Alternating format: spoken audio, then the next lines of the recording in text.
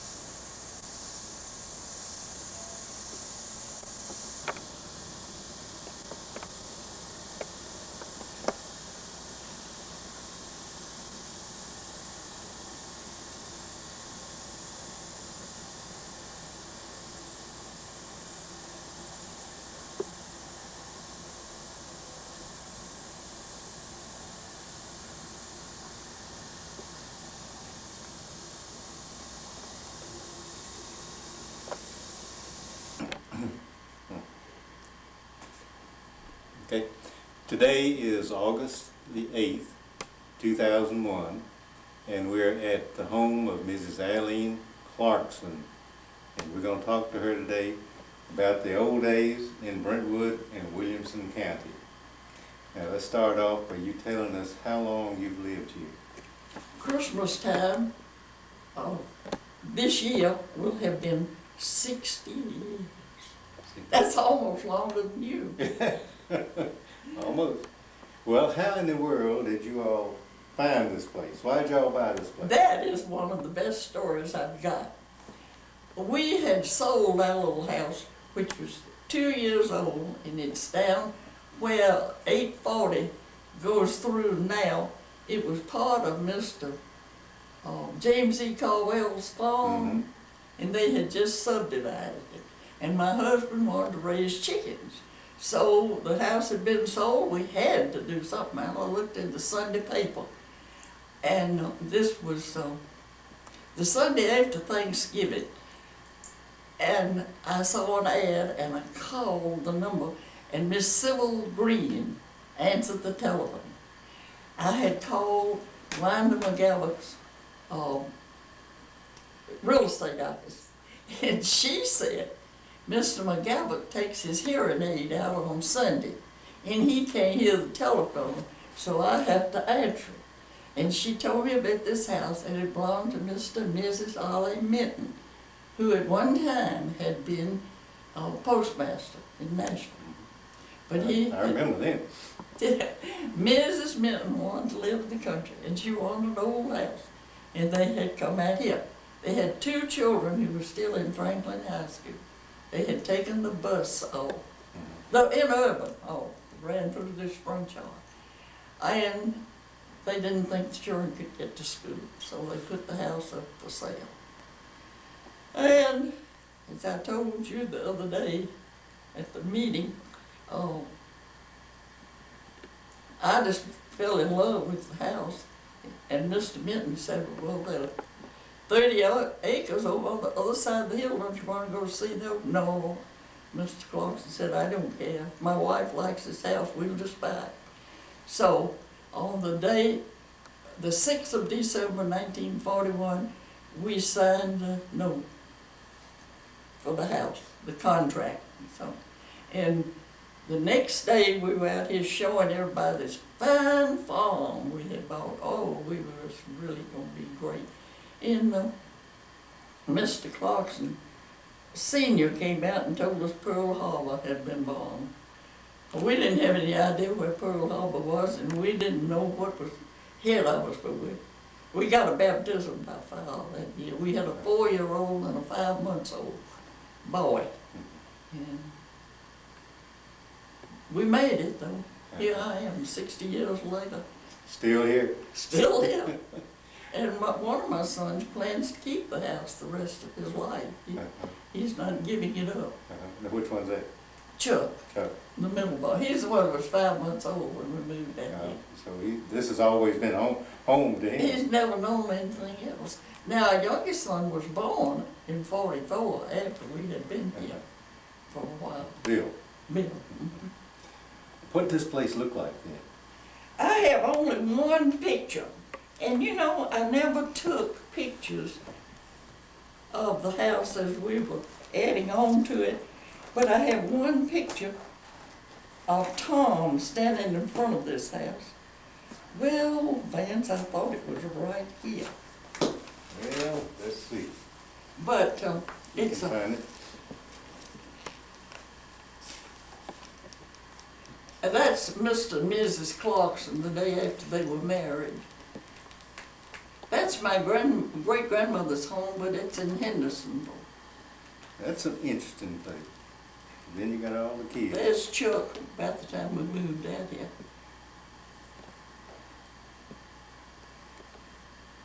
That's not even. No, this is a full-page picture. Okay, we'll find it. It looks like. There it is, right there. Oh, okay. Did you get that? That's Tom, my oldest boy, standing in front of it. He was 4 years old at the time. Right, There you go. got it, okay.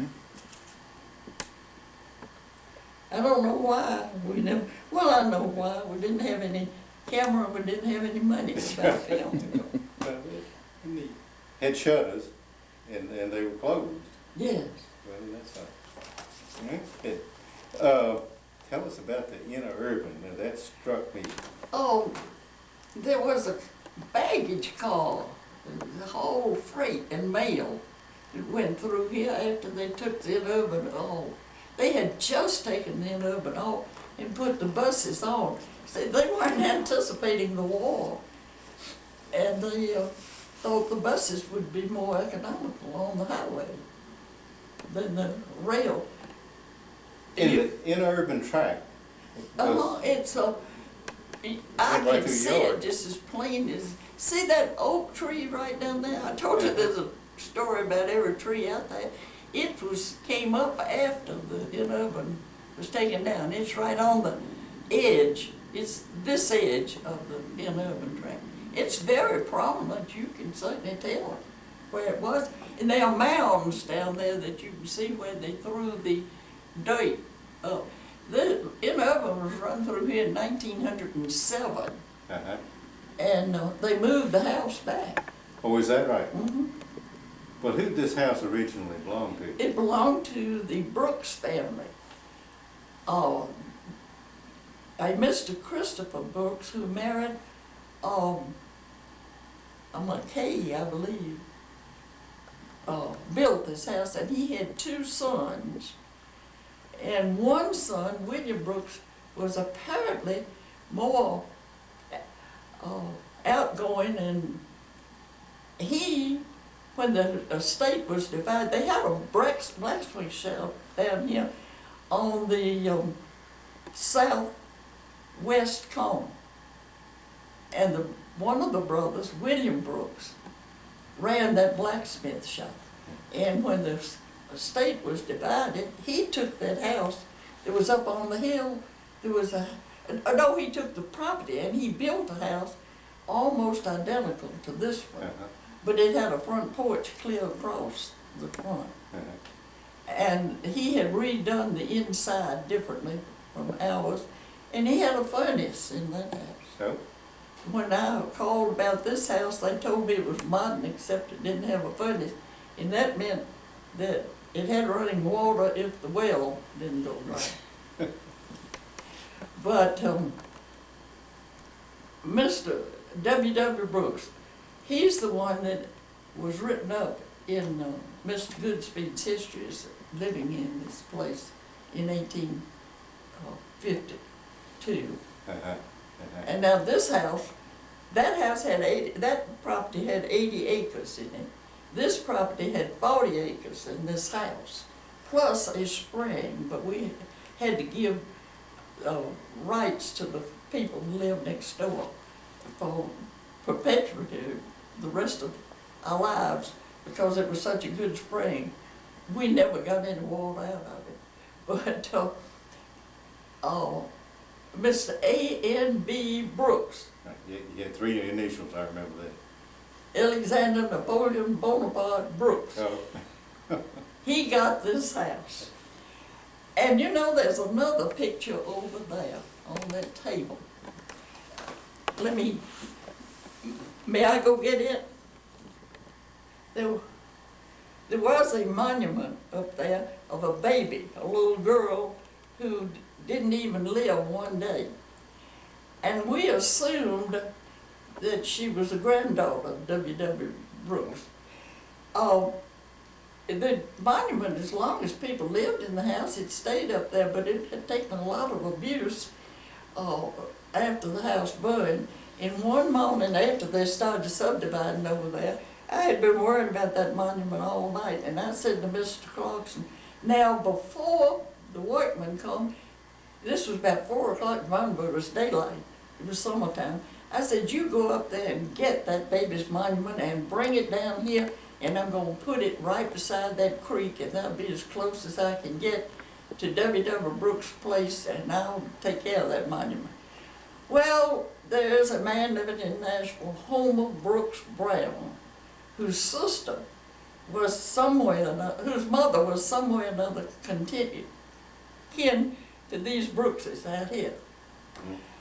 And she called the man that lived here, Uncle Boney. oh. Bonaparte. From the Bonaparte, that's right. Well, one day he found the mother's grave, that baby. It was out at Spring Hill Cemetery out in East Nashville, right down here. Yeah. And he took that monument and put it on the mother's grave. Oh. And he brought me this picture of the mother. I don't know where he got the original, but that picture is a computer picture that he got made, but I wouldn't take anything for it. I just think it's wonderful to have it. And she's Miss W.W. Brooks' daughter, according to Mr. Brown. And then a niece of Bonaparte. That's right. And they spelled it Boneypart too. That's neat. But now, did this road go all the way through when you all first came out here? No, it did not, but the right-of-way was there. And we had a little pickup truck, and we loaded all the grandchildren in it one day and drove down that right-of-way on a hayride. But it was passable if you were walking, but it was kind of hard to get through it. You can still see where it is or was, can't you? Vaguely, yes. And you know, there was a Mr. Matthew Brooks that was involved in property around here some way. I found that in the county, in the library where the genealogical papers are. And I don't know, but I think he owned something maybe behind this place over here that we call Assemblies. Okay. But there's a Brooks Cemetery over there on the interstate. That's right. Mr. Matthew Brooks is in it. Okay.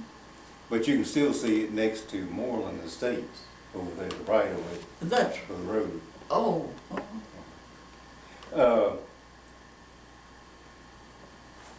Who lived across the road, the railroad?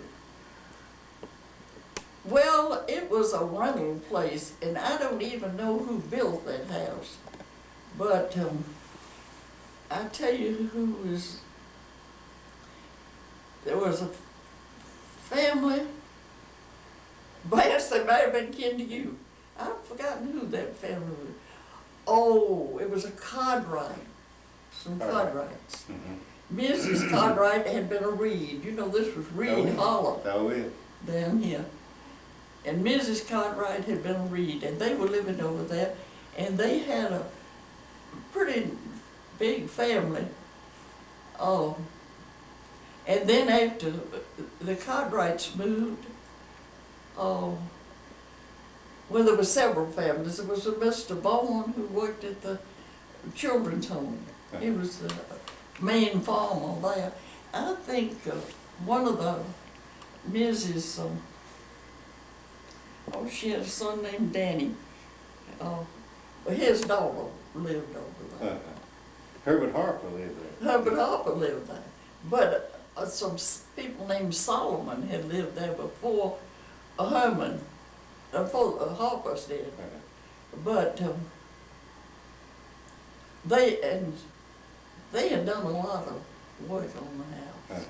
Well, in fact, they built a whole two-story place onto the south side of the house. Well, that house is gone now. Everything except the original log cabin, it's still there. Oh, is it? Mm-hmm.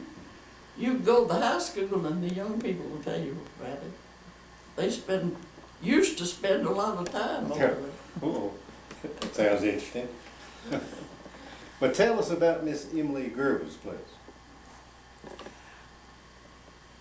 Ever since Emily's death, I never have been very close to the people that lived in there. There was one family, Sue and Ralph Lawrence. Mm-hmm.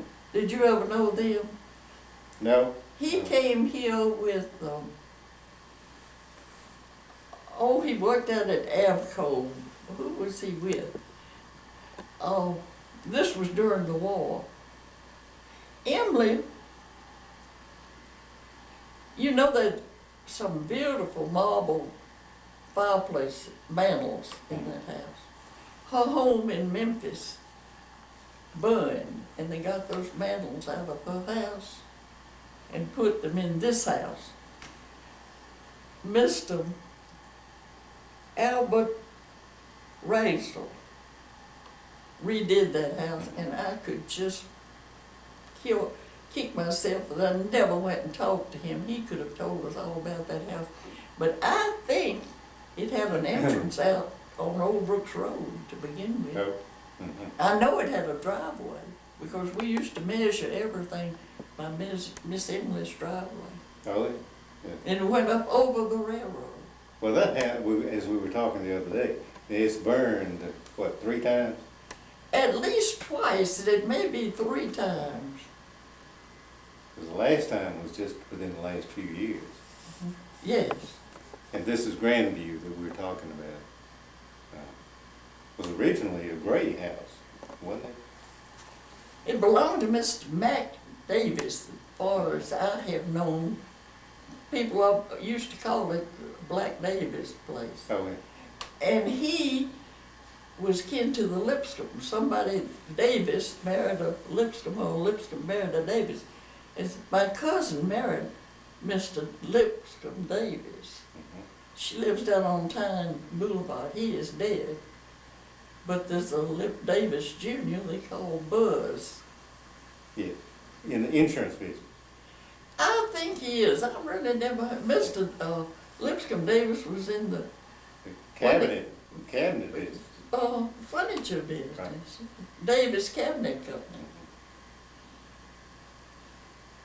And everybody in the world's kin to them.